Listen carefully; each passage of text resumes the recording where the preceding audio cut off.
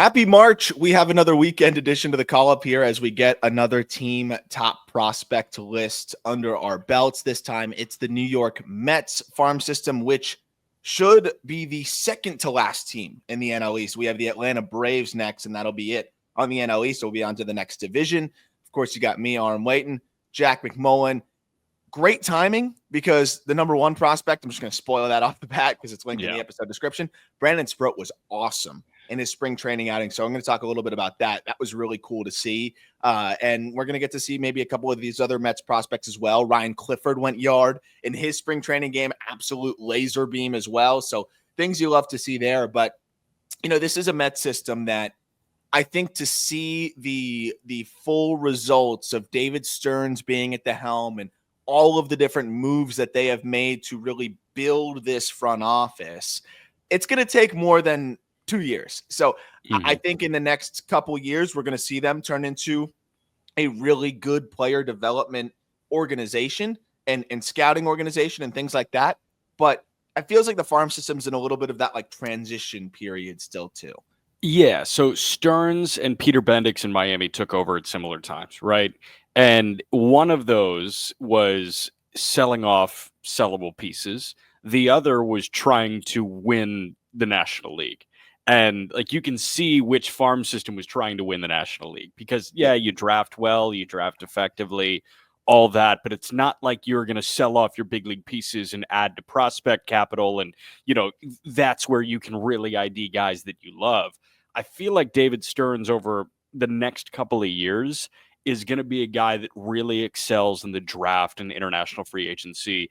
And it'll be a more conservative version of what Preller does in San Diego, where you foster this nice wave of talent at the lower levels. You let them get to high A or double A, and you can make the big league team better around Soto and Lindor and Alonso and Vientos and all these guys. So I feel like that's the way we're going to see the Mets start to trend.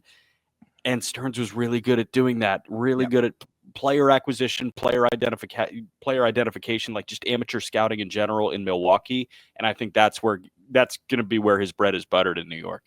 I think the Brewers are as good as any organization, especially on the hitting front. Yeah. And identifying in amateur scouting and just hitting in general, like the bats that they get. We talk about that all the time. And we're going to talk about Elian Pena, who was their crown jewel IFA signing this past cycle. And it just feels a little different with the way that they're going about it. The Mets have struggled a little bit in the IFA realm over the last few years. Of course, you got Francisco Alvarez there, but it's been a little bit more inconsistent. And I'm excited to see what Stearns and the infrastructure, the people that he's hired. He's poached some folks from different orgs, what they're going to be able to build there. But we'll jump right into the names to watch. As always, again, link is in the episode description. And it starts with Christopher Suero. Suero, he's another catcher, and there's quite a few catchers in there, just outside of the top 15 guys that could potentially make leaps into the top 15. But this is a guy that technically international free agent and picked up catching just before he signed. So it's a little bit more of a wait and see situation here with Suero. But this is another IFA technically catcher who, I think the Mets previously like to volume shoot on to a degree. But Suero, I think you can look at the just kind of the big three batted ball wise and say, okay, there might be enough offensive ability there where he's not chasing a ton. The contact rates are a little bit low, but for a catcher, it's still palatable, especially when he's flashing above average exit velocities in his age 20 season. And then you're just hoping the athleticism translates into better defense overall. But it's tough to gauge when it's a catcher that's somewhat of a new catcher. This is a conversation that we literally never have. And that's a guy that is learning catcher. Usually it's catchers that aren't good enough that move off of the catching position. Now you have a guy that literally just started catching and the Mets want him to catch. It's a weird one and it's unorthodox, but we'll see if it works. Well, and it takes so much pressure off the bat if you can just be decent at it. And Suero's, I think because of how athletic he is, he swiped 20 bags. I think with how athletic he is, that's a guy that they want to see what it looks like. They mixed him in left field still too. So I think you're kind of getting the best of both worlds where you're hoping that it'll work as a catcher because obviously that would increase his value substantially. But Yeah. if it doesn't work out, you're still getting him reps and left. And okay, maybe he blossoms enough with the bat to be, you know, a solid hitter. 724 OPS this past year, you know, between, I think it was mostly high A. As a guy that's learning a position, you know, that's very, very encompassing, it's not a bad season. So definitely a name to watch. Yep. Trey Snyder. Snyder was just selected as well. But he was taken in the 5th round of the 2024 draft. And Snyder is a guy that we just obviously haven't seen a ton of yet because he was just selected. And, you know, a lot of the, you know, recent draftees, especially the high school guys, didn't really play much. They played in the Bridge League and that wasn't very visible. Although I am not missing the Bridge League this coming year now that I live down here. Sure. He played like a handful of low A games. We didn't get a chance to see much, but they gave him a good chunk of change. They clearly wanted to sign him, you know, away from his college commitment, $1.3 million. Well over slot. I mean, that's pretty much second round money to not go to Tennessee. I think the hope is that he can blossom into a kind of a corner masher. I don't know if he's going to stick it short, but clearly the Mets believe that, you know, he's going to be a guy that can grow into some more power. Maybe they're going to give him more reps at short, you know, and see if it works there. I think ultimately he's going to move off into third and yeah, 19 years old, he'll clearly start at low A and see what it looks like from there. Yep. Bridge League is a funny concept, man, because like, again, I brought it up to some people in Indianapolis, like the coaching staff with the AAA affiliate of a team. And I said, what's this league that Connor Griffin is playing in? And they were like, I have no idea what you're talking about. So it's the best kept secret in baseball. Sometimes even minor league coaches have no idea it exists. I was going to say, I thought it was one of baseball's best kept secrets. Cause like no one knew about the Bridge League until it was actively happening. It's like, oh, Connor Griffin is getting ABs. Where? Why? How? Yeah. Where is that happening? Eli Serrano is a player I'm actually very intrigued by. He was a 4th round pick in the 2024 draft.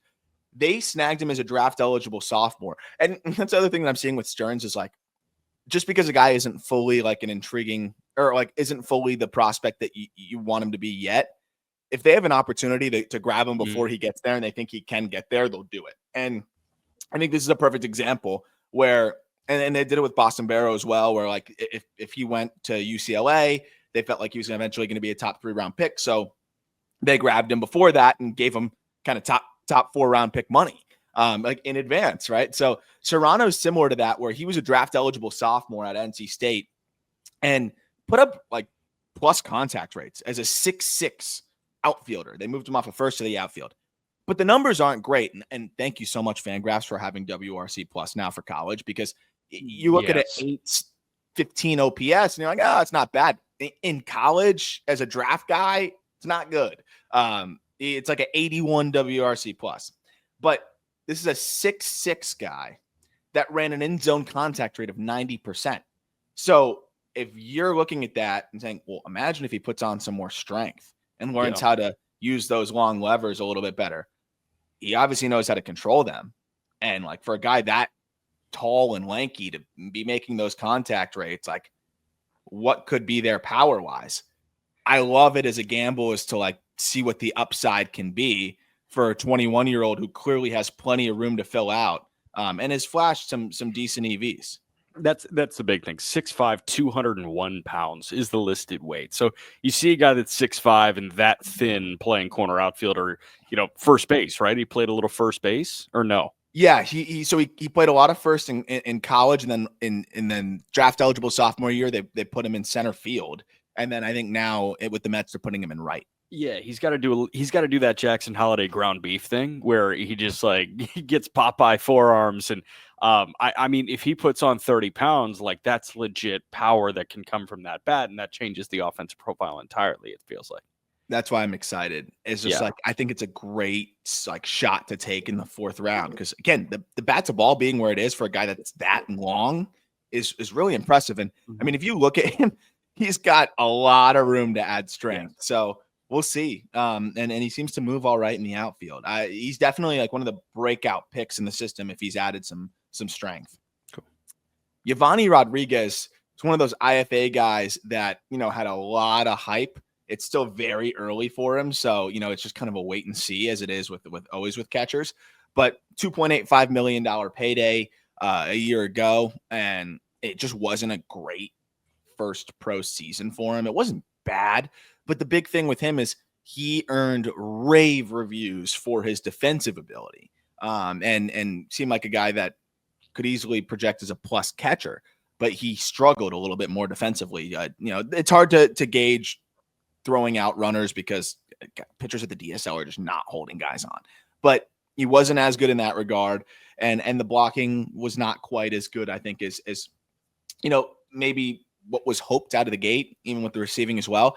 He flashes the tools. He has a strong arm, and the offense was fine, not great. It's just maybe one of those, hey, he was 17. Let's see what happens. Or it's, hey, maybe we were a little bit ambitious on him. Well, we won't know until we get another season. So it's hard to really add anything other than that. Yeah, I was going to say, first guy I'm fully punting. Interesting. Excited to monitor. Yeah, very patient. Ran like a 16% chase rate, but he whiffed a decent deal. Even though the strikeout rate may not show it, in zone contact rate was like 78%, which DSL is like pretty low. And the EVs weren't totally there. But again, with his skill set, it could come together and he could have a big year. So just have to wait and see. Yep. Jeremy Rodriguez is a guy that had a lot of hype as well going into last year. And, I could understand it because the bat to ball is so good, especially for a guy that was 17 at the start of the season. But I also was like, okay, well, what do we envision here in terms of what this guy could ultimately be? Like, I understand we're excited about where he's at now, but I don't know if there's a guy that's going to get much bigger, stronger, and, toolsier, right? And I think that's kind of the reason why he kind of slid back down again. It was kind of one of the quickest spikes in prospect excitement and rankings I've seen. But I still think now I almost think it's overcorrected the other way, where he had a nice year. I think that there's a lot of things to like about him. And we saw him at spring breakout, where he was definitely the youngest guy on the field and looked comfortable. The game didn't look too sped up on him. But shortstop, probably going to play second base, but can plug in at short.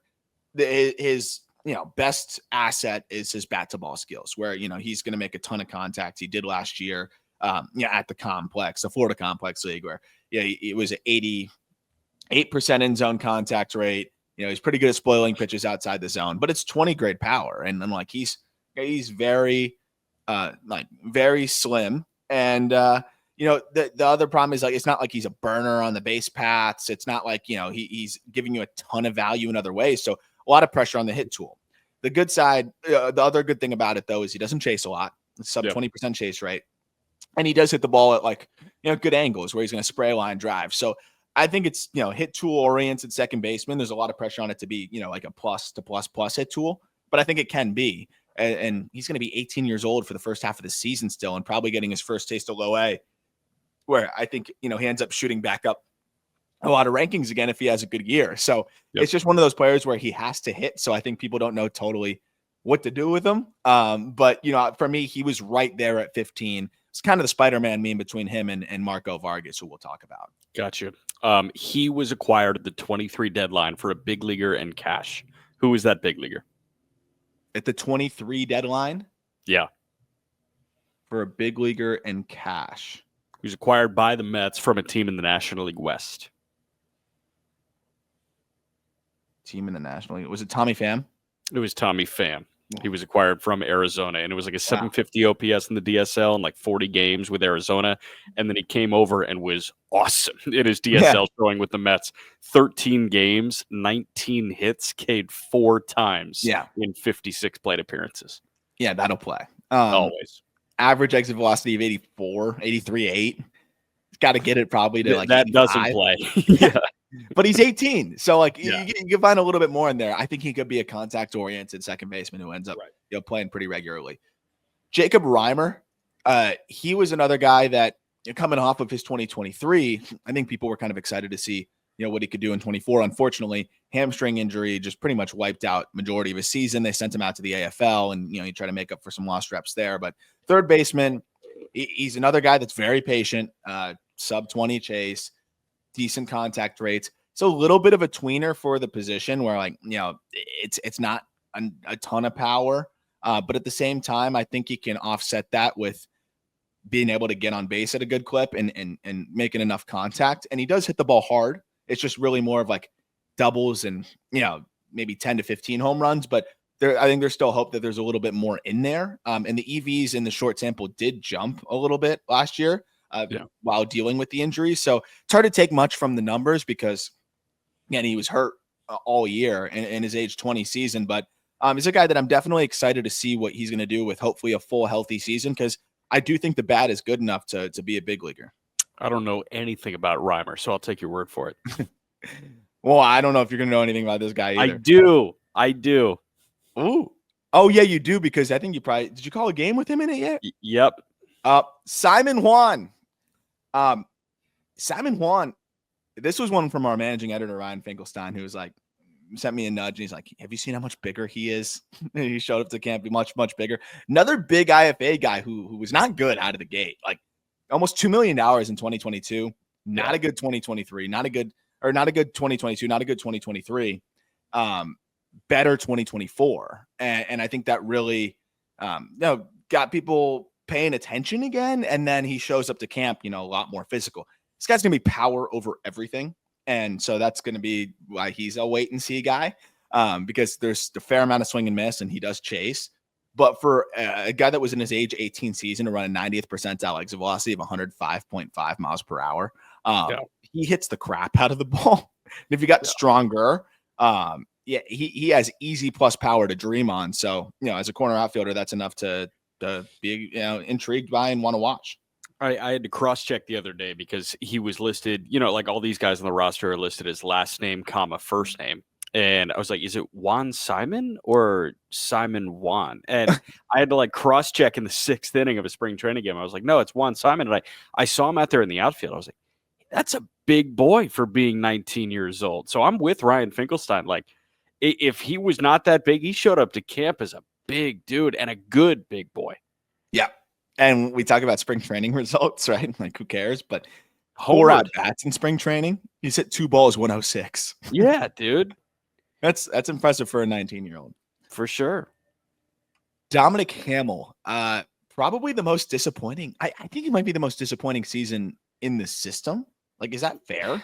Yeah, so him and I think him and Tidwell are probably Vassal's gone, and he's still got taken in Rule 5. Yeah, and people are high on Vassal right now because he made his way to Tampa, but Vassal just did not look good in Syracuse.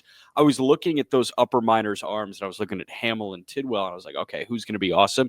Hamill was more disappointing statistically, but I think the expectations were higher for Tidwell, and he disappointed too. So it's kind of like those two hand in hand for me. Yeah, 100%. And from a relative perspective, though, like, Hamill's stuff, man, really took a hit. It wasn't just the velocity, which slipped progressively as the season, kind of trucked on, where he was closer to 92 towards the end. Just the characteristics weren't there. The command wasn't there, and so when the stuff is diminished and the command's diminished, like, he's falling behind, and then he's getting teed off on. And I mean, this guy gave up 27 home runs this year, so. It was difficult to try to figure out where he lines up in this thing. He went unselected in the Rule 5, but I still think he's a name to watch because, a year ago, you could see a guy that could absolutely be in the bullpen or be a depth arm, but he's going to have to regain the stuff and the command a little bit. But, the fastball has in the past had decent characteristics and, had enough velocity. The slider has been a good enough MLB pitch, and then he mixes in the cutter, changeup, curveball. It's just a matter of what does he look like this coming season, because he looked like a shell of himself last year. Yeah, and it's serious cause for concern when everything takes a step back across the board. And if command overall takes a step back, it's like, all right, a mechanical tweak can get you back. But when every pitch characteristic regresses a little bit, that's serious cause for concern, especially when you throw a whole year. He threw a whole year. He threw the whole year. So again, hopefully he just wasn't feeling like himself, got himself right this offseason, and we'll see him potentially be able to be a kind of like a long man or relief option at some point this year. Yeah. Daverson Gutierrez, another catcher, signed for $1.9 million in 2023 out of Venezuela. And anytime the Mets sign a catcher out of Venezuela, you're going to hear a reference to Francisco Alvarez, I'm sure. Another guy that had a rough pro debut, and then he was really good at the complex in 2024, and then reached low A where he understandably struggled. But this is an interesting player too, because he's got power. He's got tools behind the dish. But it's another guy where it's like it's wait and see because it's very raw in general. But he was 18 years old for the entirety of last season, improved his contact rates drastically, still was hitting the ball hard, and was able to hit his way off the complex after a really bad season at the DSL. So heading in the right direction, will play the entire season at low A. And I think if he has a solid start to low A, could absolutely be a guy that flies up the rankings of the system. But does a good job of getting the ball in the air and hits the ball hard and pairing that with improved contact rates. Like, I'm excited to see what Gutierrez can do this season. Sure. Last but not least, Nate Dome, another 2024 draftee. He was shoving in his junior season before an arm issue disrupted it. And then he pretty much, barely threw after that. It was pretty impressive. I know it was like non-conference, but through the first 4 starts, he was fantastic. 24 innings, 4 earned runs, 32 strikeouts, 4 walks. He gets a ton of vert on the fastball, and like the angle that he creates is solid. And it's 94, 95. He fills up the zone with it too. Like in the small sample that we had of what was like 29 in the third innings, 72% overall strike rate, 76% strike rate on the fastball.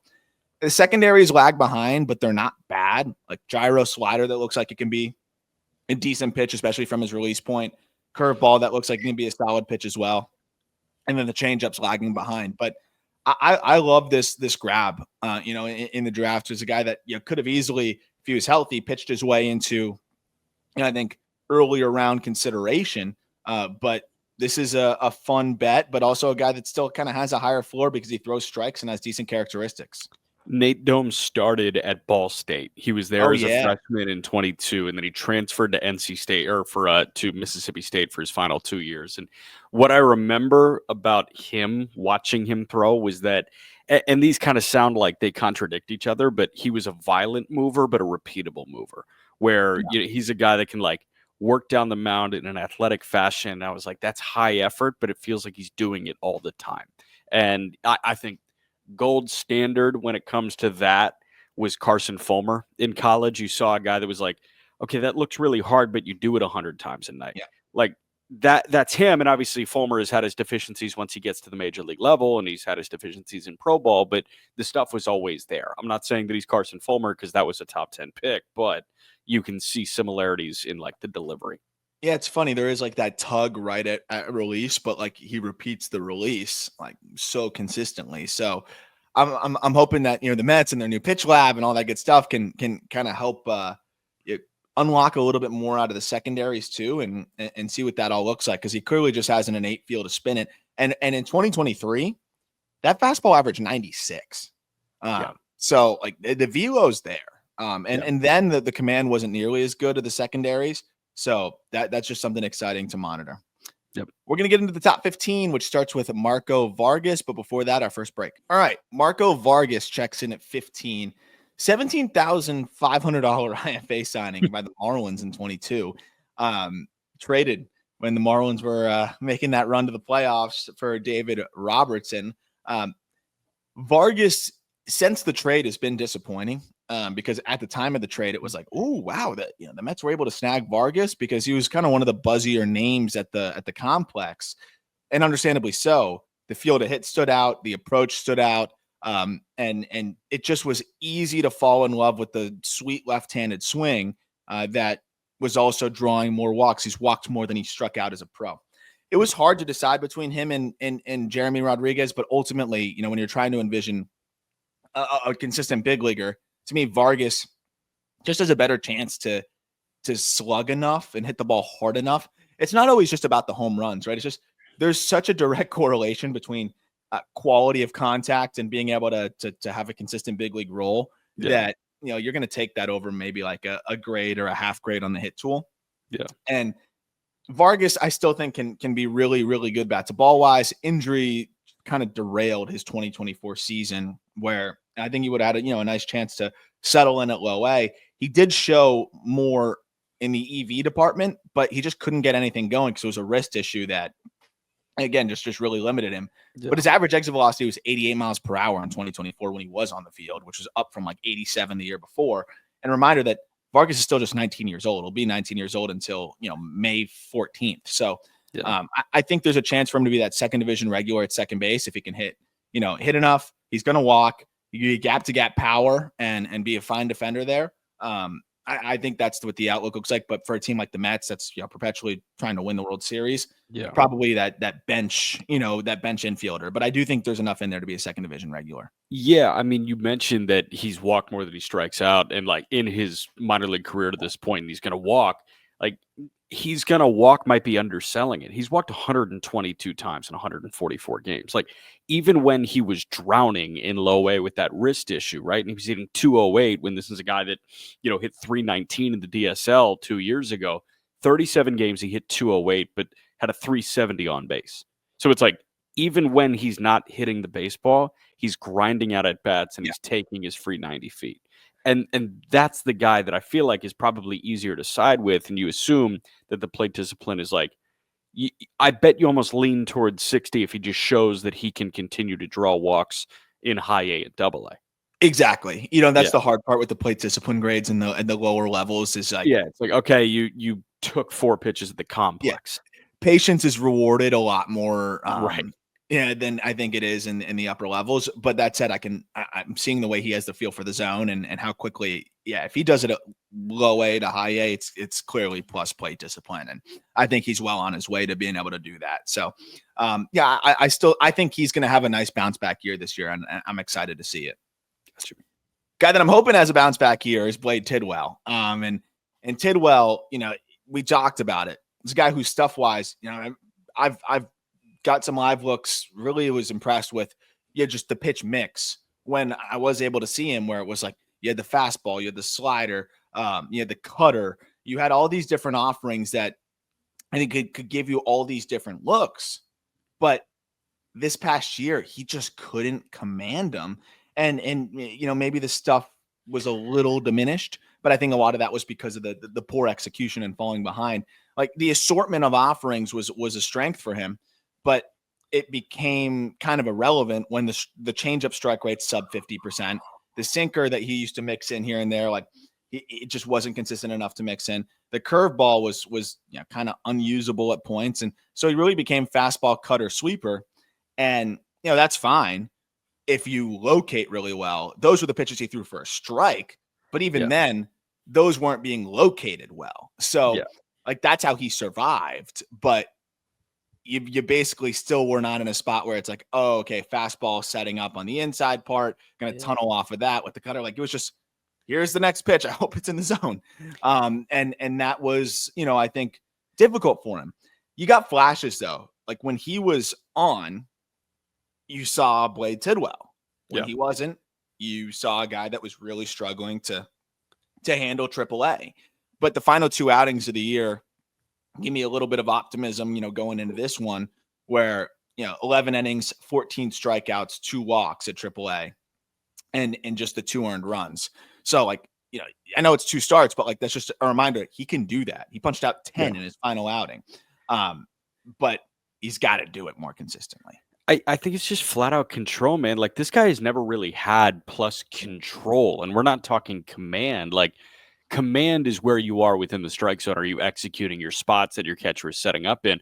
Control flat out. Like this guy, even when we really liked him after the 2023 season, he walked 5 hitters per 9 in that one. The walk rate actually went down last year from 4.9 walks per 9 to 4.7 walks per 9. The number that jumps out to me, 85 innings, he allowed 17 home runs in AAA. Like, that's a lot. And I don't know what it was about Syracuse, New York. Like, I know they stay right by Destiny USA, and, like, that mall is taking a step backwards. But, I mean, dude, Tidwell couldn't throw in Syracuse. Hamill couldn't throw in Syracuse. Vassell couldn't throw in Syracuse. And Sproat looked very human in It Syracuse. is At the weird. end of That the is a year. good point. I didn't think about that. And the Mets have maybe that's an interesting area where as they're overhauling the player development, that's an area where they're like, okay, what's going on here? And do we need a little bit more just support, I think, for these guys making the leap to AAA. But I do think Should it's we bizarre move the wall back?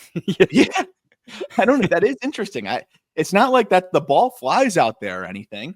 I know it's not the best place in the world to No, be. I love but, it. I love it. You're a hater. yes. But yeah, I don't know, man. That is weird. I'm looking at the pitches that went, the secondary pitches that were hit out. They're all just up. Really? Yeah. So they're just cement mixers that yeah, are 10 like 10 belt home high. runs on cutter, sweeper, change up. They're all middle or above. Oh, So it's really what it all is for him. So I think ultimately reliever, but he can ride a fastball and a plus slider and a good cutter to being a reliever that can go multi-inning, especially if it's right-handed heavy.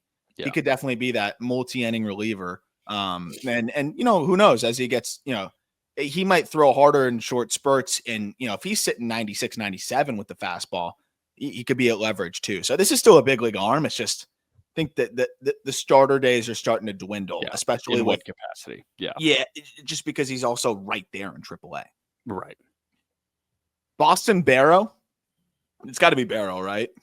Yeah, I would assume so. Baro, Baro. Baro. I think Baro. Checks in at 13. This is a fun player. Had a nice year.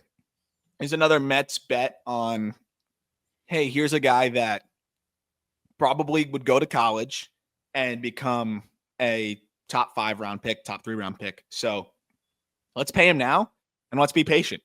And that's what they did. Grabbed him in the 8th round, but gave him, I believe it was end of 3rd round money to sign him away from UCLA. And he's off to a great start to his pro career. He won 22 WRC plus at low A, and then got a little taste of high A Brooklyn, where offense can often go to die. This is a high floor guy, relatively speaking, because he can really defend in the infield. It's a really good arm. I think he's capable at short. He's going to be a good third baseman. Of course, can play second base as well. And then it's a question just how much offense is going to be there. It's another guy that's skinny. When you look at the listings, this is one where I do believe it. He's about 6 foot 170, 175. But he's got long levers, so I think there's plenty of room for more strength. Hammers fastballs, struggled against secondaries, but high school guy who's kind of getting pushed relatively quickly here. So I think that's something that he can absolutely improve upon. But I think you're seeing flashes of what can be with his ability against fastballs, where against four seamers and sinkers, 964 OPS at 344 and had a 92% in zone contact rate. Everything else, maybe half that from an OPS perspective, but he's still able to survive while being challenged. It was a 500 OPS with an in zone contact rate of 73%.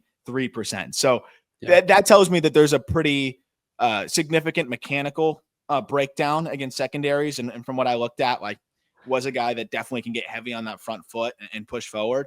He hasn't seen secondaries of that quality. So if he improves that, you can start to maybe envision an everyday big leaguer. But if he's a guy that hits fastballs hard and is patient and can move around the infield, high probability, bench utility infielder. Fun high school grab. And I mean, majority of his season came with St. Lucie. He got to Brooklyn at the end of the year and didn't look that good, but he slugged without the homers. He had 4 homers, but slugged a point under 400. So you can appreciate that. Also went to Capistrano Valley High School. He's trying to carry the water for the bats out of that high school. The 2 guys that have accumulated more than 1 WAR in the big leagues from that high school, Kyle Hendricks and Tyler Matzik. So that's kind of fun. That is cool. Yeah. I'm glad you mentioned the slug. He does go gap to gap really well. It's all fields. The double totals was good, and he had 4 triples too. He had 4 homers in low A, but he also had 4 triples. And it's not like St. Lucie is a place where you can just wheel around and go, triples galore. No, and it's not much of a launch pad either. So it's nice to see, he's already got that feel to go gap to gap pretty easily. Yep. Number 12 is a guy I'm very eager to see what he does this year after a disappointing draft year that allowed the Mets to be able to grab him. Jonathan Santucci, he was at Duke going into the year. I mean, Where did you think he could get drafted going into that year last year? Like I thought he could have pitched his way into the top 15, right? Yeah, I mean, a lot of people were talking about him as like pitcher 2, right? I'm trying to remember. It was like Burns. Hagen Smith was a big riser. I think a lot of people were talking about Santucci and Hagen Smith kind of being the co-top lefty. Burns was always kind of viewed as pitcher 1 there, but I thought Santucci could have made the case for pitcher 2. He ended up being like pitcher 5 or 6 in that group, I think. At least, yeah. And I mean, went 46th overall.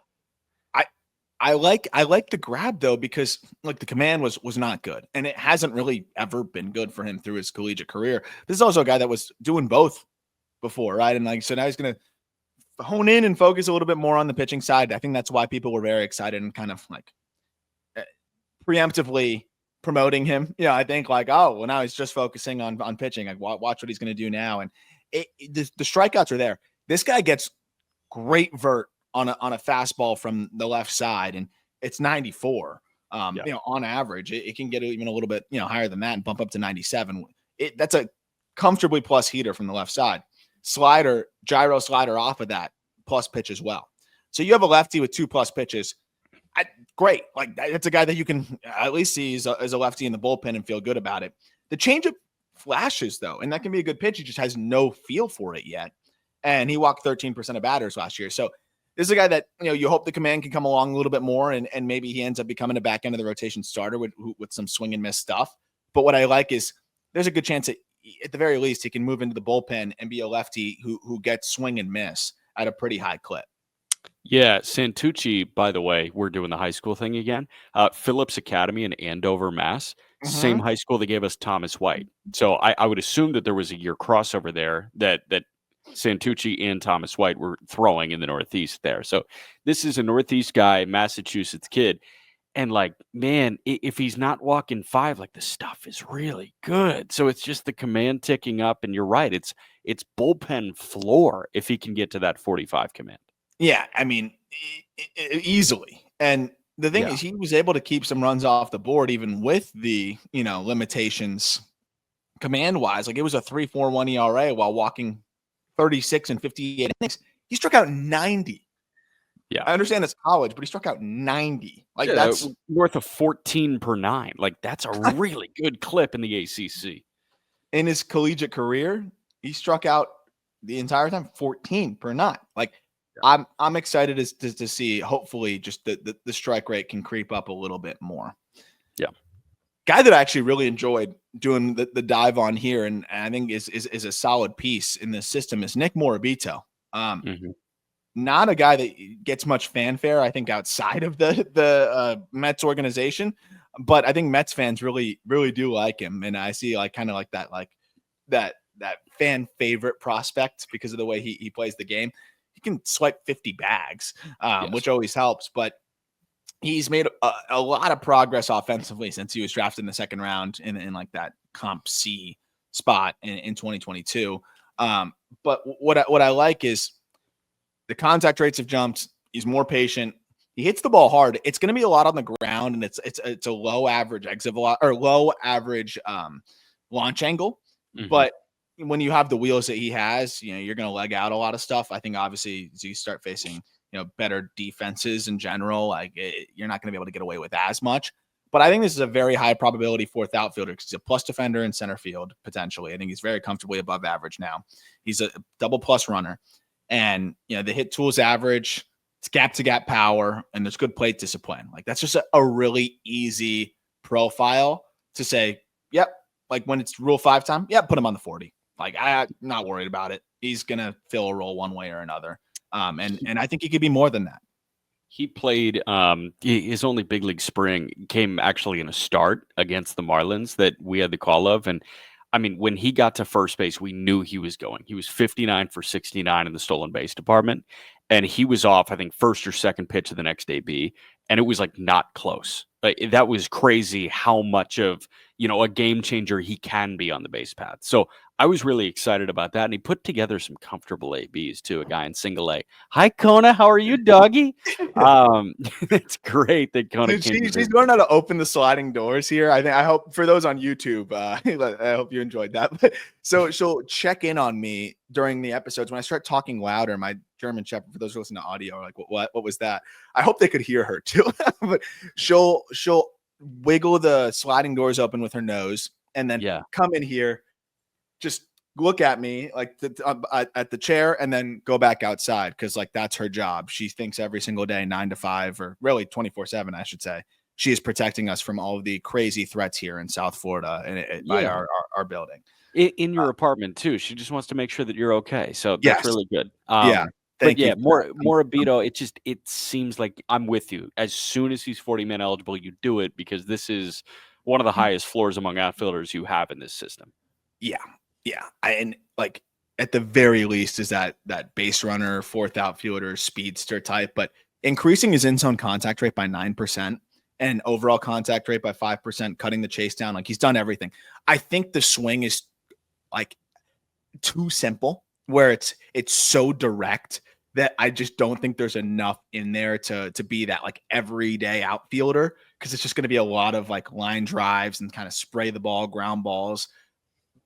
But that's also going to help him, I think, consistently have a big league role, because he's going to put the ball in play and he's going to grind out ABs and he's going to utilize his speed. So I like him a lot as speed. I think he led the organization in hits last year, if you don't count Luisangel Acuna's MLB hits, which is not fair because he played way more games. So interesting. 142 hits. Yeah. 142 hits in 119 games. That's really good, man. It's really impressive. Guy that did not allow many hits is Jonah Tong. And his numbers are crazy, man. Yeah. And he checks in at 10. I think he can climb higher if we can see a little bit more secondary wise. But this is a guy that just rode his ridiculous fastball to a ton of success at the what was it? Started in low A, high A, and finished in double A. Yes. Like, it's pretty wild watching him do his thing. We talked about him plenty during the season because, he was kind of the breakout guy in this system.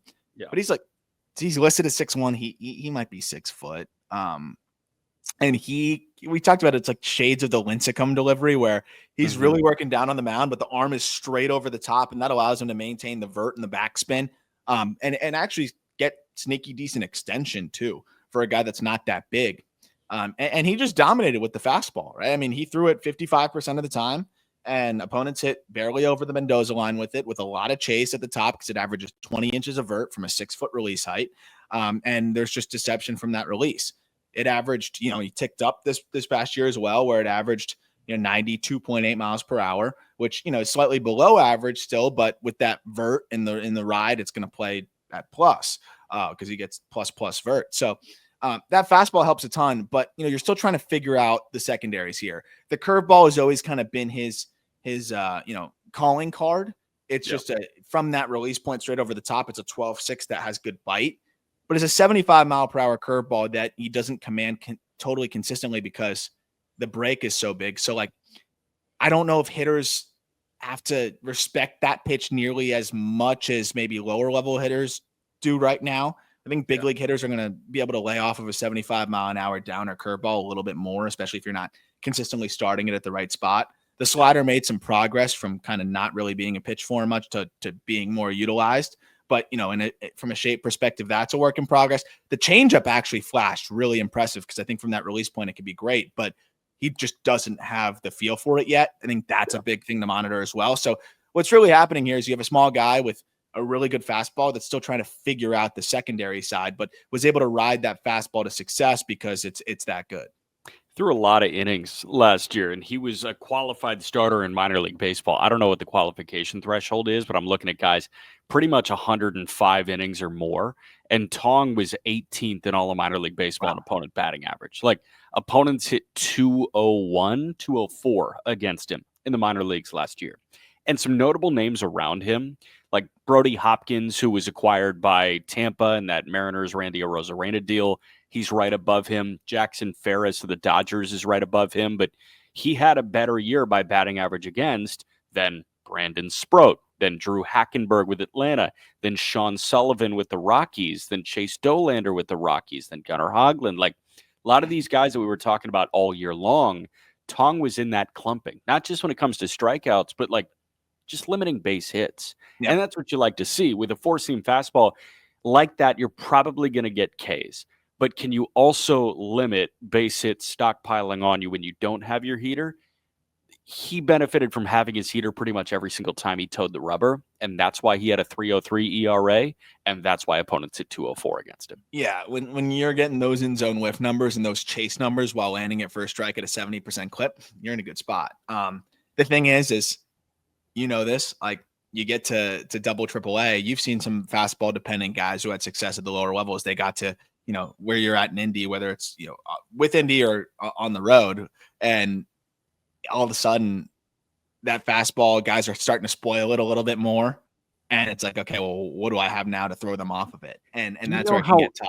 Do you know how much work these upper minor league hitters do to get to verti fastballs? Like you've seen Griffin Conine work. I was going to say, I'm feeding the foam balls to him sometimes in the offseason, just watching these things ascend like helicopters, and he's trying to get on top of them. So it's literally every day for 6 or 7 months, and then it's 5 days a week for the other 5 months. Like these guys are trying to get to verti fastballs all the time because everybody that's good is throwing one right now, with the exception of the 95-mile-an-hour sinkers or the 100-mile-an-hour sinkers. And in the lower levels, these hitters aren't really preparing for them as much. And I'm not saying that to tear down Tong. Like he's 21, so it's great that he has this already.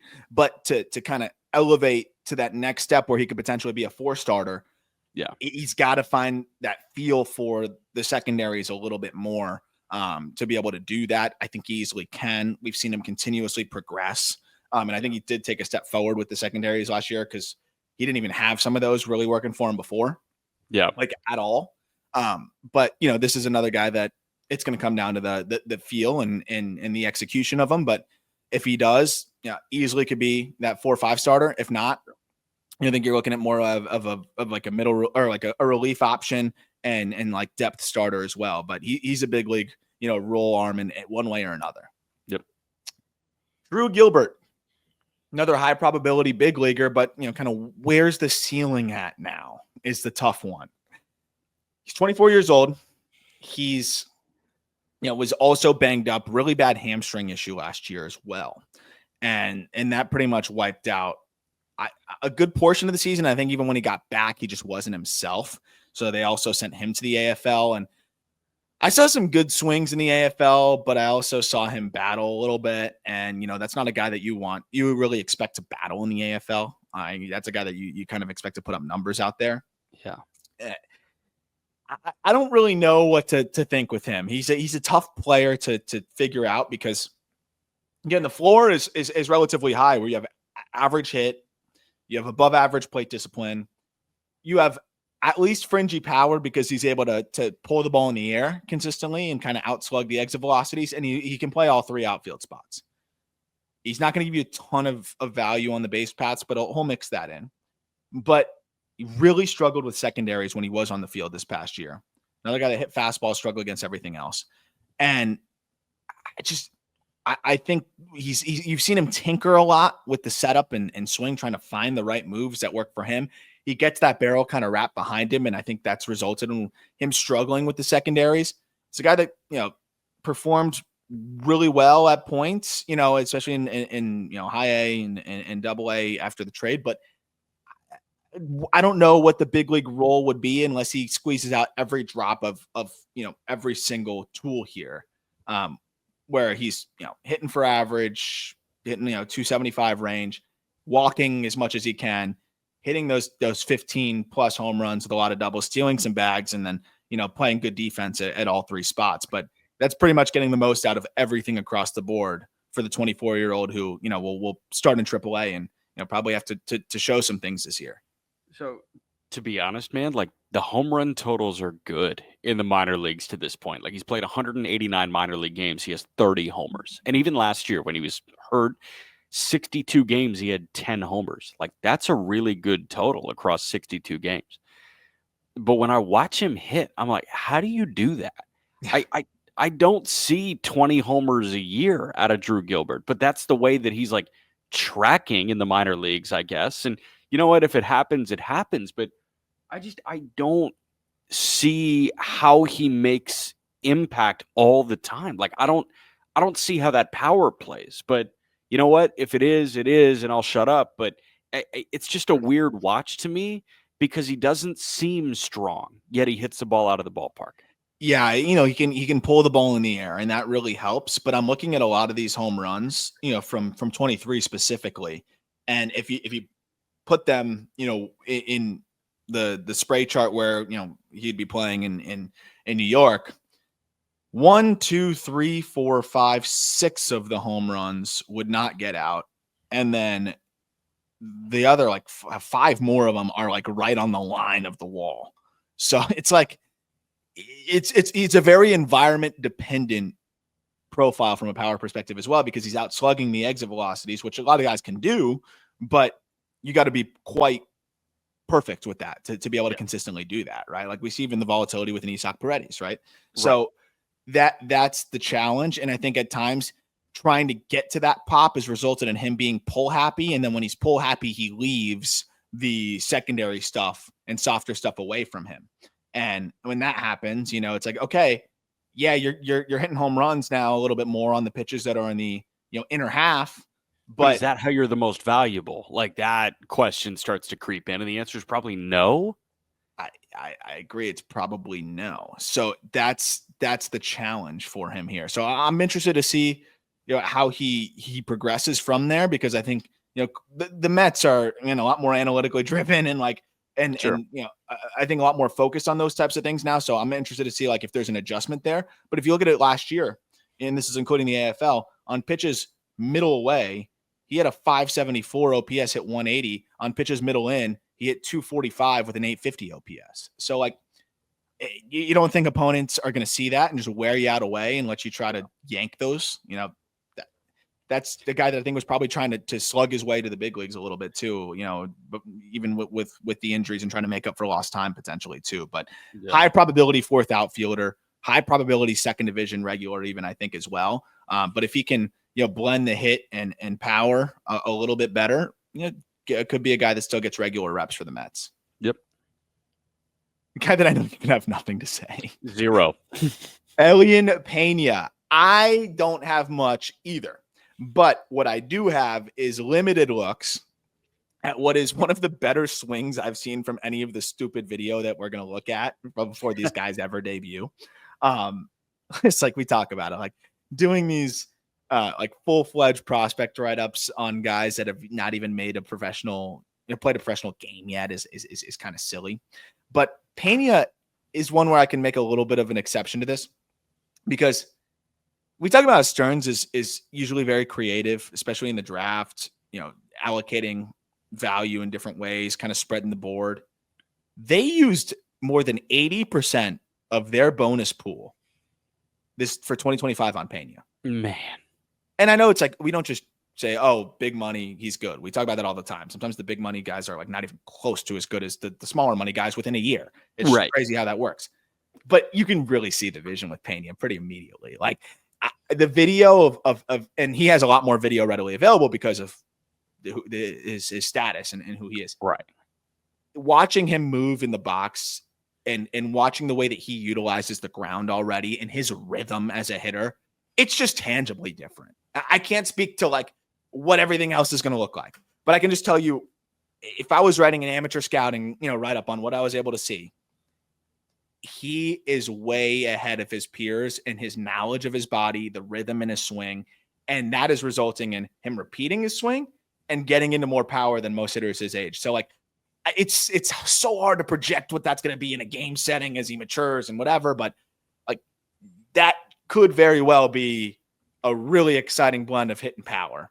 And then he's a good runner. He's got tools. He can potentially stick it short, but if he moves to third, he can accommodate that move because he's got a great arm. But, when Stearns is going 80% of the bonus pool on one guy, like the only other guy that was commanding more than 80% of the bonus pool was Roki Sasaki. Yeah. Nobody else was close to that. The next highest IFA signing, I think, outside of Sasaki was Salas at $3.7 million. So Man. like clearly the Mets really feel like they've got a special player here. And I think some of those huge tickets, like they were handed out pre-COVID. I feel like COVID and that, 2020, I just kind of view 2020 as like this point that a lot of things turned in baseball because people had more time to just sit there and think about overall philosophy. I feel like pre-COVID, there were a lot of warnings about giving out huge price tags like this, right? We talk about Kevin Maitan and Yasel Antuna all the time, and guys that got huge money and it didn't work. So now you've got pretty much all 30 organizations that are like not willing to do that unless they're sure that that's the guy. We could probably play a game where I list 20 IFA guys from 5 years ago. Or like 10 IFA guys. Half of them signed for more than $1 million, half of them didn't. And outside of like the buzziest, biggest names, we probably wouldn't be able to know who did and who didn't. Like there's so many times where I'm looking back at prospects and I'm like, he got $1.5 million or he got $2 million. Like we just talked about some Mets prospects where it's like, hope he puts it together at the complex. He got 1.9 million a year ago or 2.8. We've always talked about it. Like spraying the board is generally the best way to go about it. How many top 100 prospects do we talk about that are 80, 90, $150,000 signings? Like, but there's always exceptions to that, right? And when you know a special talent when you see one, and I think Pena has the ability to be that. Of course, we've seen plenty of those guys that get the special talent label and it doesn't quite work out either. But you don't have to squint to see the upside and why Pena was given $5 million. So weird to rank him in between guys that have been in the minors for a while, but that was the tipping point of like, I'll take the upside of Pena and the roll of the dice over what I know that I'm getting with a Drew Gilbert, but I don't think I'm taking it over what I know that I'm getting with a Clifford and what I could potentially get with a Clifford, which leads us into number 7, which is Ryan Clifford. Because do you have anything else on Pena? I was just going to say, I found this article from Baseball America in 2016, and I'm looking at the largest IFA signings ever given out before that 2016-17 cycle. And like, I'm looking at it and I'm saying, wow, I mean, the hit rate is so freaking low. Lucius Fox got $6 million. Nomar Mazara got 4.95. Jairo Barris in 2012 from Texas got 4.5. Michael Inoa got 4.25. Hylian Ortiz got 4. Wander Javier got 4. Vladdy Jr. got 4. Ronald Guzman got 3.5. Like, there aren't many stars there. There's one, and that's it. And you think the draft is tough? Imagine drafting guys their sophomore year of high school. Like it's impossible. Yeah. No, that's a great shout. But again, if you mix some of those names in with other guys, I'm not telling you who got signed for $4 million and who didn't. I have no freaking clue. Framber Valdez was $10K. Yeah. And Javier too. Javier was $10K. Ryan Clifford, 11th round pick by Houston, but they gave him a good amount of money to not go to Vanderbilt. $1.25 million, and then of course traded over in that Verlander deal. More than 10K. Yeah, a lot more than 10K. That's a lot of Ks. Clifford also a problem is too many Ks. But the interesting thing is he can just smash his way to a big league role here. And you got a little taste of that, right? Or we got a little taste of that. It wasn't the game you were calling because he hit it off of Uyola, which actually pretty good arm to hit it off of. 111, just a laser beam at 19 degrees that got out to right field in the big league spring training game. Clifford is tough for me because if the plate discipline was better, I could talk myself into it more. And he's patient. He walks, but he is the epitome of passive over patient, which was the frustrating watch for me. Just taking fastballs down the middle and then expanding a little bit more in other spots. Like that's where you can't just look at chase rate and give a plate discipline grade. You got to really watch these ABs and see. His called strike rate on fastballs, I think, was like 5 or 6% higher than the league average, which like you got to be sitting and feasting on fastballs if you're Ryan Clifford and then, laying off of everything else. But the power is immense. And like, it's important to always monitor too. Like he was playing his games in Brooklyn, and I think that was really affecting him. No one can hit the ball out when the wind's blowing in at Coney Island. Like it's impossible. I watch outfielders play 20 feet off the dirt out there sometimes. So like crazy. That was limiting for him. And then we saw the power pick back up when he got out of there. It's just a question of, is he going to hit enough? And he had to get into the power because he has to hit 30 home runs to be a big league regular, realistically, because it's going to be first base or kind of fake it in the corner and get the value from your plus arm. Yeah. You hope that the passiveness turns into just a walking and patience ability. But realistically, like, all the power is going to come, or all the value is going to come from his power. He's got to hit 30 home runs. The thing is, he's got more than enough power to be able to do so. 90th percentile of nearly 107 miles per hour over the last 2 seasons. You know, it's pretty low effort, but he's got to refine the mechanics still and hit, you know, to be able to hit more, and the approach has to improve. Do you have overall swing rate for Ryan Clifford? Could you get that? 38%. 38% swing percentage overall. Yes. So 38% would be second in all of Major League Baseball among qualified hitters. There were 4 or 5 qualified hitters under 40% in terms of flat out swing rate. Seiya Suzuki at 39.6, Joey Ortiz at 39.2, Stephen Kwan at 38.9, Jonathan India at 38.2, and Ryan Clifford at 38% would only be a higher swing rate than Juan Soto at 36.9%. That's wild. It's a minor leaguer. Yeah. And that's where it's like, okay, well, how are you leveraging that patience? He's swinging at fastballs less than he swings at changeups. That's the whole crazy. point of it. The whole point of a changeup is to convince you it's a fastball, and then it's not. So you swing at it. So, like, when a guy has a lower swing rate against fastballs than changeups, that's where I'm like, he's kind of like overthinking these ABs a little bit, right? Like, yeah, you need to be feasting on fastballs. So that's where I'm like, okay, you have the patience and the willingness to go deep in counts. Good. But turn that into good plate discipline, not I'm taking fastballs for strikes and then expanding later in the count against secondaries. He was just, 20 years old and /21. He turned 21 and after the deadline, or excuse me, after the All-Star break. So, like, still very young and getting to Double-A there. So has plenty of time. And that's why he checks in a little bit higher here on the list, but it's just a lot of pressure to be able to slug. And I think he very well could. And even if it's 35 hit tool, if it's 35 homers between first and right field, like, he's going to have a nice career. So of course, it's just, that's the one way to get there. And you're just waiting on it. Yep. Number 6, Jesus Baez. We'll get into him in a moment. Before that, our last break. So Jesus Baez is an interesting prospect as well, who's had a lot of helium in this system after what was an impressive year before going down with a meniscus issue. And a lot of injuries in this system, I think this past year as well.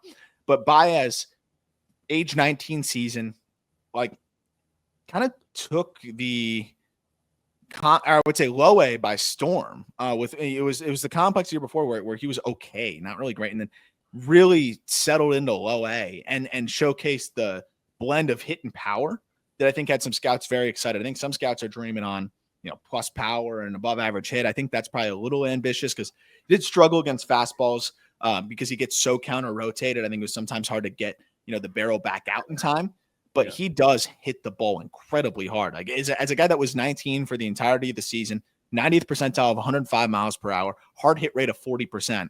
And the bat speed's definitely there. When everything is on time, because he has like a toe, he starts open, brings his foot back over to even, then strides from there. So at times it was kind of easy for that to get thrown out of sync. When it was in rhythm, you'd see him be able to turn around the fastball on the middle part of the plate and launch. And you could see that, like, impressive bat speed. But then there was times where he looked rushed and the timing was inconsistent. But I think this is a dude that could be, average hit, above average power, decent defense at third.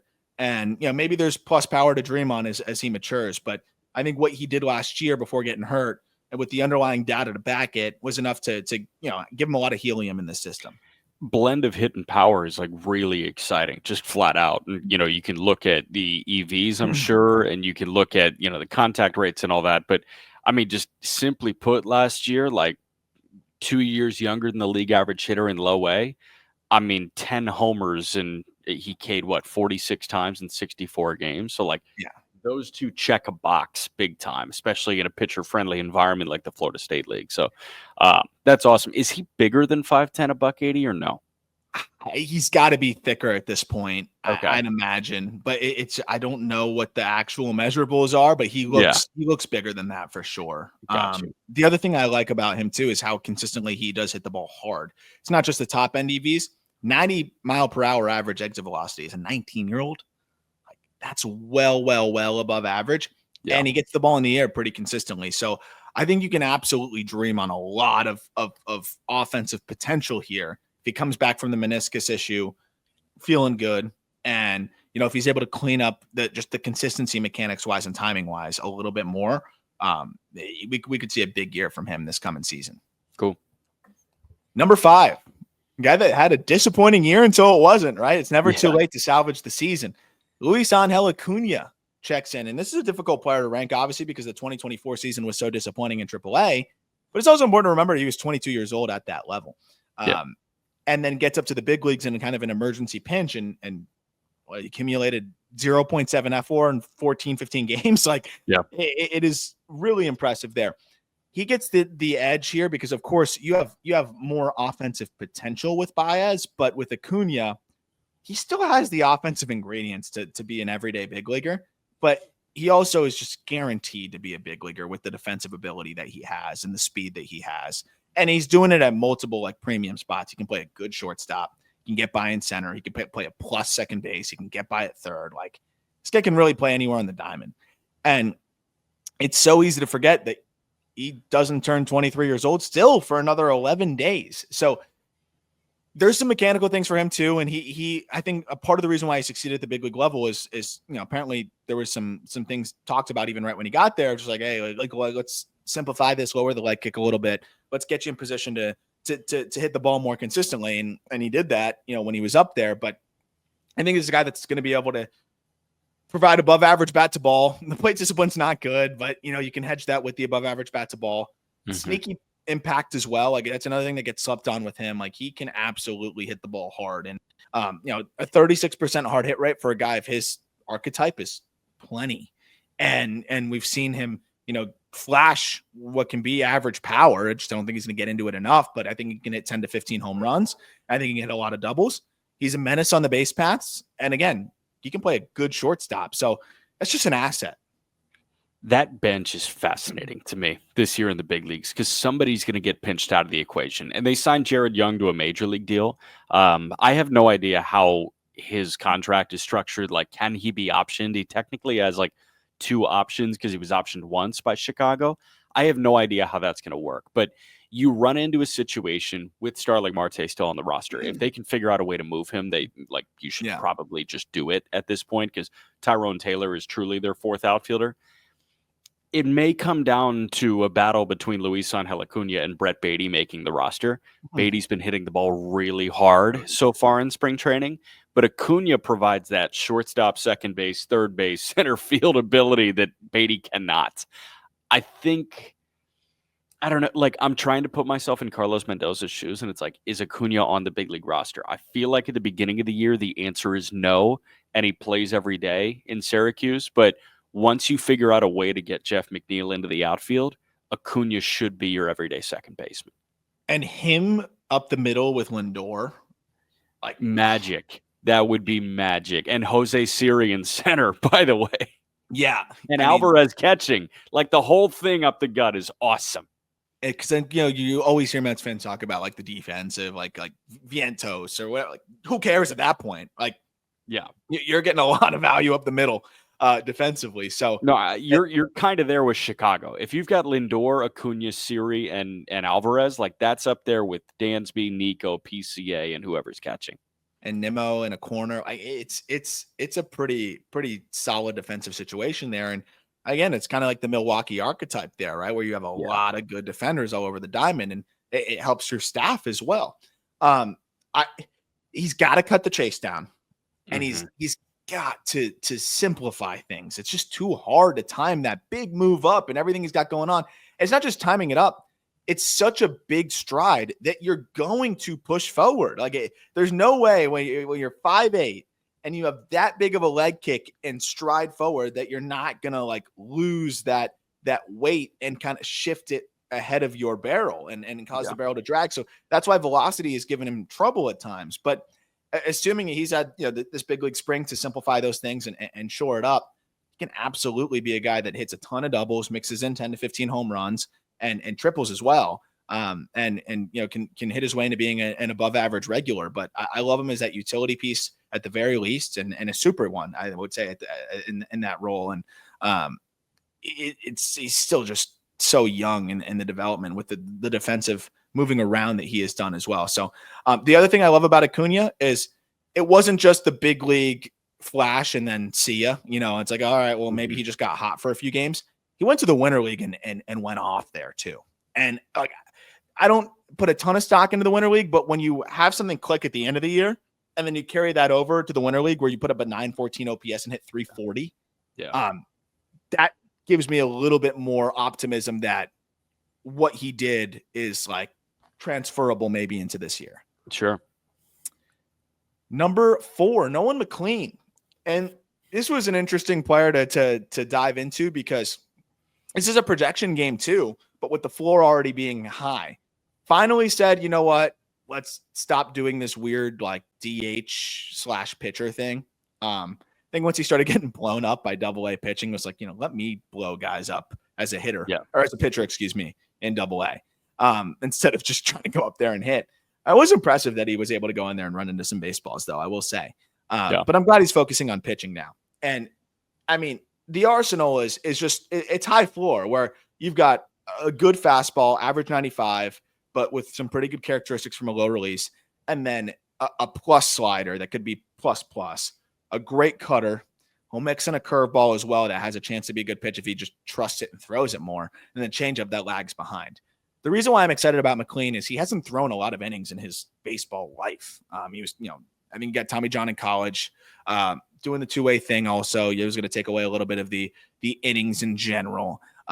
But this is a dude that I think this past year more than doubled his collegiate innings. And that says a lot, right? He threw 109 and 2/3 innings, but he can really spin the baseball. And that's something that's more innate. And you wonder as he learns to just pitch more, how much he can leverage the fact that he gets 3,000 RPM on his slider and 3,300 RPM on his curveball. Like, that's crazy. As he learns to just pitch, how much more shape and like desired movement can they get out of those pitches because he can just naturally spin it like that. Scrap the changeup for the time being. Just rip, man. Like, just rip it. He's one of the few guys that I'm like, don't even bother turning the hand over. When you can spin it that well, lean into that. Like, you do something that very few people on the planet can do. Capitalize on that. And the Mets are clearly capitalizing on that by moving him to the mound full time. But I mean, if he can, and I'm not saying like egregious slider usage, hey, you should throw it 50% of the time. I'm saying 40% heater, 35% slider, have that cutter. Like, you've got 70 or 25% of your arsenal to work with. And then you make it 20% cutter and 10% curveball, whatever it is. I know 30 is not 25 there for those of you percentage counting, but like, I'm just saying, if you ballpark it that way, where you rely on the mid 90s fastball early in counts, and then you put guys away with spin, and you've got 3 different shapes of elite spin. Come on. Yeah. I mean, and what impresses me the most too is he's getting 17 inches of horizontal movement and 0 inches of vert on the side. So it's a true sweeper. And yet he's able to locate it for a strike at a 67% clip. Yeah. Like how hard it is to land a sweeper with 17 horizontal for a strike that consistently. So you got to be so repeatable. Yeah. Like that's crazy. So a pitch with that shape, generally those sweeper shapes we talk about it are very platoon dependent, right? Dominate same-handed hitters, opposite-handed hitters don't hit it as well. His ability to locate it actually made it a good pitch against lefties too. So I think that also does hedge the need to throw the changeup, where he threw that sweeper 25% of the time against lefties and they hit 160 against it. So he's got that. And then the cutter, I think, can be a great pitch against lefties too. So I'm with you. Rip it. Like, just, he's clearly not a pronator. Like, he's clearly a supinator. Rip it and let's see what happens. But I think there's more in the tank there. High probability back into the rotation starter, but you maybe can dream on middle rotation as he just gets more comfortable pitching. Yep. Number 3, Guy that I loved out of the draft, and I think the Mets were thrilled to be able to snag. Carson Benge. They got him at 19th overall. He had a nice little showing in his pro debut at low A, but he's a guy that I really rose up the draft board for me when it became evident that he could play a good center field and be able to stay there, and started to tap into more power. Two-way player that had top 5 round intrigue as a pitcher, but this is a guy that I think is a prime candidate for the Burleson conversation that we had a couple years back, where it's like, oh, how did you progress so much as a hitter? And he's like, when I had to stop taking care of my body as a pitcher, like when I had to stop, like I could actually bulk up and not worry about what that meant for my throwing arm. Yeah. I'm excited to see what that means for Benge, because he's a very wiry 6'2", 185. And he has a great feel to hit and a great approach. If he can tap into more impact, I mean, it's so easy to see an everyday center fielder or an everyday, corner outfielder, because the defense would be well above average there. It's above average hit, potential for more power. He's another guy with a lot of moving parts in the box, but he's so athletic, he seems to make it work. May have to calm those down against more challenging pitching, but until that happens, it works. It's just all about how much more strength he can add in power, but I think he's got a very easy path to being able to add more of that. It's hard to argue against the swing and the natural ability. I love the way he plays the game.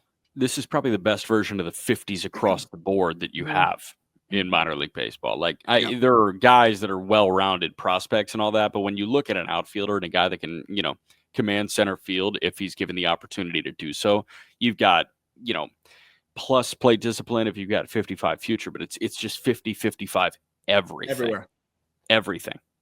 With the way he plays the game, kind of accentuating all of those as well. Yeah. And then, it's just like those little intangibles. When you're the 50, 55s across the board, and then you've got the intangibles, that's a guy that can, have a really long big league career and a quality one. So dads all over Long Island are going to be pointing to him saying, that's a ball player. Yeah, he plays the game the right way. Yeah. But it's really fun. And to tap into the slug the way that he did this past year, and start to elevate more. It was 7 home runs in 2023. And then in 2024, in 75 games, if you include the big league sample too, he hit 20. So really, really encouraging there. I do think, because like he starts, open, and then brings the foot over as well. And goes from there and barrel tip, and the hands are moving. Like it does kind of result in maybe a little bit more of a higher ground ball rate. And that usually is indicative of like just some inconsistent contact points. But if he simplifies that a little bit, add some strength, he could end up pushing closer to, above average pop. Like that wouldn't shock me. So I'm very, very pumped for a full season of Benge this coming year. And I think it's a guy that's very close to being on the top 100 list as well. Cool. A guy that is without a doubt on the top 100 list is Jett Williams. Another injury, though. A lot of injuries in this system this past year. Jett, he's come along a little bit at shortstop, though. Like through the injury last year that he dealt with, it was a wrist issue. Like you at least were able to see him progress defensively, which like when I was watching the video, I was actually impressed with how much better he's gotten there. But he also tracks the ball well, and I still do think that like center field could be his best home, especially now with who they have at shortstop anyways. But it's nice to know that he's capable of playing, a solid infield. I think center field's the home, right? And he split time pretty evenly between center field and shortstop in the Arizona Fall League. And in spring training, they've already played him at second, short, and center. The wrist issue wiped out the offensive side of things this past year, so it's hard to take much from that, because even when you're playing pre and post wrist issue, like I don't have to tell you how much that affects a swing. He did show up, and we saw it in actually early in the season or on the backfields. He showed up a little heavier when we saw him on the backfields in 2024, and it slowed him down a little bit. So hopefully like getting that agility back and being closer to the plus runner, like some had like just above average run times for him. And that's not what you would expect from a Jett Williams. He needs to be a burner, but he has elite plate discipline, right? Him and Tamar were like the only teenagers to walk 100 plus times in 2005. The field of hits there. He's definitely a guy that can get the ball in the air consistently. And he did that in 23. I think he's just going to need to remind everybody just how good he is again with a full healthy season, where he'll probably start in double. I know he was in triple because I think that was to get the additional reps after the lost time. We'll see where they start him. I think it's probably dependent on how the spring goes. But just a reminder that this guy ran a 12% chase rate in 2023. And this wasn't the passive side of things. This was just a really good feel for the zone. He produced a hard hit rate of 38% that season. And he can spray it all over the yard, but he'll sneak it to the pull side and get it in the air. So, I mean, this is a guy that can play all over potentially, is a burner when he's moving the way he can move, and blends the outslug the EVs with a really good approach. And he can be a very dynamic player for a long time.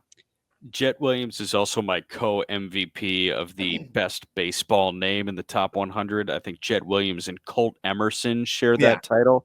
Like, those are two guys that were born to play baseball. I also think Travis Bazzana is a good baseball name as well. Baseball name. Yeah, Jett, man, I saw him play in a big league spring game a couple of days ago, and I was kind of surprised at like how good big he was, like how good thick cut he was. And dude, like, I don't know. I think that frame can work somehow. And the fact that he's still a 60 runner, it's just crazy when you revisit the fact that he walked 100 times in a minor league season as a teenager. You just forget that he did that and how ridiculously impressive that is. And leveraging that strike zone, right? Like, yeah, man. It's different than Clifford.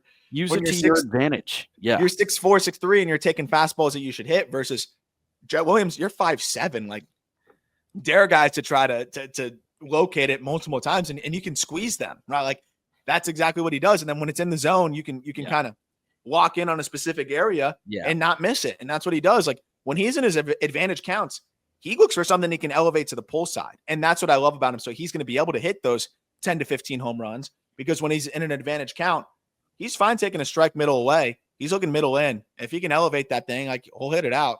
He'll be able to hit triples and doubles as well. And I guarantee you, people look at like a strike zone for pitchers, look at a strike zone for Jett Williams and a strike zone for like Jose Altuve, and they say, where am I supposed to put it? Yeah. And they get frustrated and they say, okay, well, the only opportunity I have here is like belt high, and they're gunning for belt high, and they play a horizontal game. And if you got guys that are not good at playing the horizontal game, you can rip it because everything's going to be in your wheelhouse because guys feel like they have to.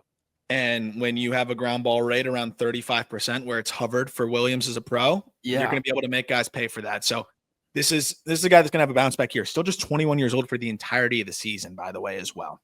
Wow. Last but not least, Brandon Sproat. Man, this guy has the stuff to be, a frontline type of arm. It's just about the command. I think he ran out of gas a little bit last year once he got to AAA. But what he looked like in that, first spring training outing was like, it's a great appetizer of like, okay, this is what he could potentially be. And a reminder of just how good it looked when he was in AA and even high A to start the year last year. When he's around the zone with the breaking balls, it's crazy because the fastball is going to hover in the upper 90s. We've seen him touch 102. Then he's got that Skeens adjacent, like nothing's ever going to be Paul Skeens's, but like it does have similar shape on like a scatter plot splinker. Yeah. And he was throwing him at like 93 miles per hour this last outing. Like, I had to double check, like, is that a sinker or is there a splinker? It's like 1700 RPM. So like, I'm pretty sure it was a splinker. Then he's got, the sweeper and cutter. He's got all these different pitches and a curveball that'll come at you with, but the arsenal is just so impressive. And, if as long as he's even fringy command wise, he's going to be a middle rotation type of starter. But I think we're seeing like when he's locating the breaking balls, he could be a strong 2. He gave Hassel a heater to end his second inning of work yesterday. And he walked off the mound with like, you talk K-struts and all that. There was like just this moxie to Brandon Sproat that I was like, you have it, don't you? Yeah. And that's really exciting stuff. And I think for Mets fans, baseball fans in general should watch a guy that throws that hard and is that confident with his stuff, with his power stuff. If you have that I'm the man mentality, that can really work to your advantage. And I think Sproat, when he's going right, you're going to see a guy that can really rip it. And like the four-seamer was sub 2,000 RPMs, but I'm watching it again, 98.6, and he holds the throwing hand up. Like, he just kind of finishes the job, and it's like, yeah, I might be the freaking guy. And that just fired me all the way up for him. It's like, oh, you're like this, huh? Well, and when you find like a pitch like that change up off of it, where it's 90 miles per hour and it's getting 15 horizontal, that is the splinker. Like that's right there. Yeah. That is a pitch that I think could be a game changer for him at the highest level that can really help him be that number 2 type of starter. Because like you said, the fastball, he knows he can overwhelm you with it. The breaking balls, when he's on, like he's ripping them and they're sharp and they're hard. But when you've got that changeup at 90 going 15 inches the other way off of it, that's a pitch that he just kind of spawned last year too, and really made a big difference for him. So that's what I'm excited to see him lean into further. He threw it about 17% of the time last year, and I think he can continue to throw. I think he could increase it even a little bit more. But then having that gyro slider, then a true sweeper, and then a curveball as well. Like it's distinct shapes, and it really is 5 distinct pitches. And if he's commanding those with the quality of stuff, like good luck. It is borderline, I think it's potential high end 2 upside here. Opponents at 207 against him, even including the struggles in AAA. And the biggest thing is like his fastball command was there. He had a 71% fastball strike rate in 2024. So if the secondaries can come along a little bit further from a command perspective, he's gonna be a monster. But that changeup ended up becoming, I think, one of his favorite pitches to throw last year. He would throw it right on right. He would throw it against lefties. It didn't really matter. And they hit 205 against it with a 30% in zone whiff rate. So the breaking ball is coming along a little bit further. It could be a huge game changer. The sweeper, he only threw it 10% of the time last year, and opponents hit below 100 against it. So that's another pitch that I think he can start to utilize more. The horizontal separation between the changeup and the splinker, or the changeup and the sweeper, is like 27 inches. So how he can operate horizontally there would be really devastating. And then when it's upper 90s, you can buzz that at the top whenever you want to. So he has a chance to have all 4 quadrants working with high octane stuff. And it really just comes down to, can the command be 45? If it's 45, he's fine. If it's 50, he's a number 2 starter. If it's 45, he's a really nasty number 3 starter. Yeah, we're in such an amazing spot when it comes to pitching prospects right now, and Sproat is one of those guys that you should be identifying. Like Job and Pena are the first 2 that comes to mind, and then Bubba, and then Noah Schultz and Hagen Smith. But then you go to that next tier, and it's like, well, Chase Burns throws 100, and Sproat throws 101, and like there are so many guys that are so much fun to watch. And if you're not doing the MILB TV thing, start doing it. Yep. It's really fun to identify starting pitchers and watch those guys. Especially for the certain teams that have the angles too, that have the good angles. It's really fun to watch. And you'll find some teams that you'll just kind of fall in love with, like the broadcast, and just stick with that and watch those guys throw and circle the schedule. But I think I like Sproat better than Burns. Like I think the stuff is just more complete and better. And like to put some like really close to that. I think you could say he's in that tier too, honestly, with those other guys. So and if he doesn't AAA, I'm really interested to see where he fits into their rotation as soon as this coming season. Obviously, we're already seeing injuries happen. Everyone's talking about Quintana, and the Mets need him now. Like, give Sproat a shot here. If he has a good spring, they might say, I don't care too much about the AAA struggles. You were approaching an innings career high. Like, if he shores some of those things up, like, could be a guy that could get up there and be a rotation option for them very soon. Yep. And who knows about the ETA with Christian Scott, but you could be looking at 2 guys there in Sproat and Scott that are holding down the middle of that rotation behind Senga and Manaya in 2026. You got some exciting arms on the way. And Scott should get back at some point, I think, at the second half of the season. Weird hybrid. It was like, June or something was when he had that hybrid. It was the TJ internal brace procedure. I would think All-Star break is like the tentative return to pitching. But the intrigue of those 2 guys headlining the rotation moving forward is pretty exciting. So I'm looking forward to that. But the last thing on Sproat too, blending swing and miss with ground ball too. 50% ground ball rate this past year. When you're getting a 28% strikeout rate, 50% ground ball rate, that's going to help elevate your floor too. And if you're a guy that does struggle to fill up the zone consistently, to get out of jail free card when you can just get a ground ball and a 2-0 count, which he does all the time. Yep. That'll do it for this Mets episode. We got Braves next week, which is like all pitchers. So that'll be the episode next week, but we'll probably do a little bit of an update on spring training, right? Just some of the early performers, some of the things that we've seen so far next week as well, or a mailbag. We'll stay tuned for that, and we will we'll let you know. But definitely we'll have the Braves going at some point next week as well. Any final thoughts, Jack, before we send it off into the weekend? Yeah, so we talk about that Tyler Malley trade as an all-time fleece for Cincinnati, getting Will Benson and Spencer Steer along with Steve Hazard, who they then flipped to Minnesota. Is that right? Or no, they flipped to Cleveland, I think. To Cleveland. Hazard, I think, just retired. No way. Yeah, 24 years old, Steve Hazard. Yeah, I'll confirm He right had a lot now. of arm issues. That's Yeah, tough. I saw a note that he retired. Yeah, Pirates took Steve Hazard in the minor league portion of the Rule 5. He retired, 24 years old. So He had a lot of talent, man. It's tough because I think his arm just never really held up for him. man, yeah, stunk. I saw that today and I was like, oh, that sucks. And it does suck. We'll wish Hadger the best on the other side of maybe still baseball career being involved in another way, but always sucks when a guy that's talented, you don't get to see, him get his best shot and the most out of his abilities. But unfortunately with pitchers, happens a little too frequently there. But we'll be talking about a lot more arms with the Brave system next week. Hope you all have a great weekend. Jack and I are going to watch some spring training baseball day on Saturday. Jack will be calling it. I'll just be annoying him from outside the booth. But hopefully we'll have some prospect takeaways. Gore and Ryan Weathers and Davison De Los Santos in the lineup. Oh, hopefully he swings a little less. Because the power is going to be exciting. All right, we will talk to you next week.